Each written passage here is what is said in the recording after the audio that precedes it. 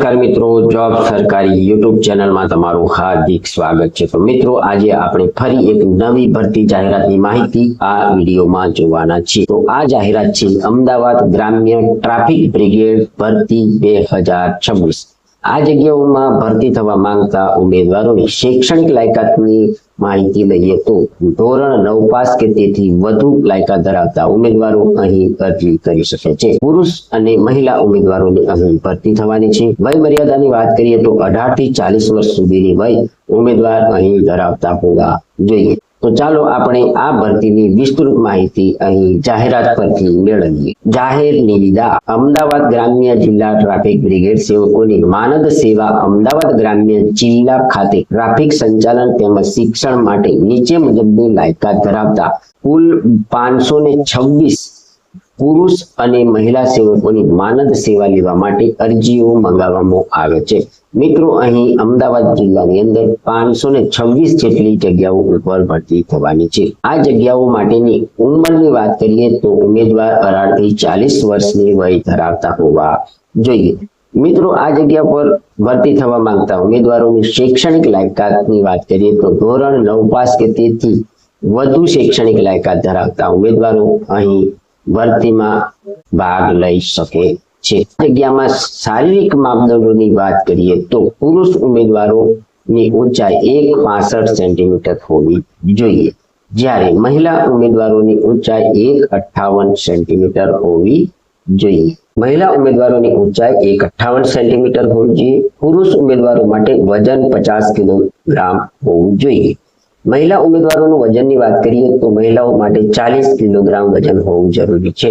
આ જગ્યા ઉપર પસંદગી પામતા ઉમેદવારોને માનદ સેવકો અમદાવાદ ગ્રામ્ય પોલીસ હદ વિસ્તારના રહીશ હોવા અહીં જરૂરી છે। શારીરિક ક્ષમતા કસોટી માટે અહીં પુરુષ ઉમેદવારોએ 800 મીટરની દોડ સમય 4 મિનિટ અને 10 સેકન્ડમાં પૂર્ણ કરવાની રહેશે। મહિલા ઉમેદવારોની શારીરિક કસોટીની અંદર 400 મીટરની દોડ સમય 2 મિનિટ અને 10 સેકન્ડમાં પૂર્ણ કરવાની રહેશે। પરીક્ષા પદ્ધતિની વાત કરીએ તો અહીં લેખિત પરીક્ષા માટે હેતુલક્ષી પ્રકારનું 60 ગુણનું પ્રશ્નપત્ર રહેશે। મૌખિક પરીક્ષા અહીં 20 ગુણની રહેશે। તો મિત્રો, અહીં પરીક્ષા બે પદ્ધતિથી લેવામાં આવશે। પ્રથમ તમારી લેખિત પરીક્ષા થશે, ત્યારબાદ તમારી અહીં મૌખિક પરીક્ષા લેવામાં આવશે। આખરી મેરિટ કઈ રીતના ગણવામાં આવશે તે જોઈએ તો ઉપરોક્ત તમામ કસોટીમાં પાસ થયેલા ઉમેદવારો આખરી મેરિટ બનાવવામાં આવશે। તાલીમી પ્રક્રિયાની વાત કરીએ તો આખરી પસંદગી થયેલ ઉમેદવારોને પોલીસ હેડક્વાર્ટર મકરબા અમદાવાદ ગ્રામ્ય ખાતે પ્રાથમિક તાલીમ દિન 15ની રહેશે। જે તાલીમ દરમિયાન કોઈ પણ માનદ વેતન ચૂકવવામાં આવશે નહીં।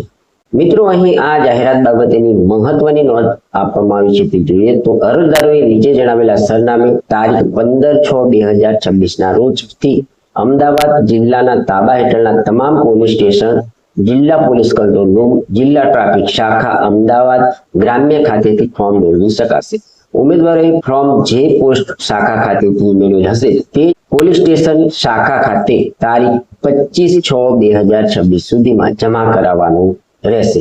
તેમજ અમારી વેબસાઇટ https://asp.ahmdabad.gujarat.gov.in પર મેન પેજ પર આવેલ લિંક પરથી ડાઉનલોડ કરી શકશો। તો મિત્રો, આ ફોર્મ તમારે જો પોલીસ સ્ટેશન કે શાખાઓમાં લેવા ન જવું હોય તો આપવામાં આવેલી આ જે વેબસાઇટ છે તેની પરથી પણ તમે આ ફોર્મ ડાઉનલોડ કરી શકો છો। ફોર્મ જમા કરાવવા આવનાર ઉમેદવારોએ પોતાની સાથે નીચે જણાવેલ મુજબના દસ્તાવેજોની પ્રમાણિત નકલો તથા અસલી દસ્તાવેજ તથા રહેઠાણ અંગેના જરૂરી પુરાવા સાથે લાવવાના રહેશે। તમારે અહીં જે પ્રમાણિત નકલો લઈ જવાની છે તેની માહિતી જોઈએ તો ધોરણ 9 પાસનું સર્ટિફિકેટ કે તેનાથી ઉપરની અન્ય લાયકાત શાળા છોડ્યાનું પ્રમાણપત્ર તમારે જોડવાનું રહેશે।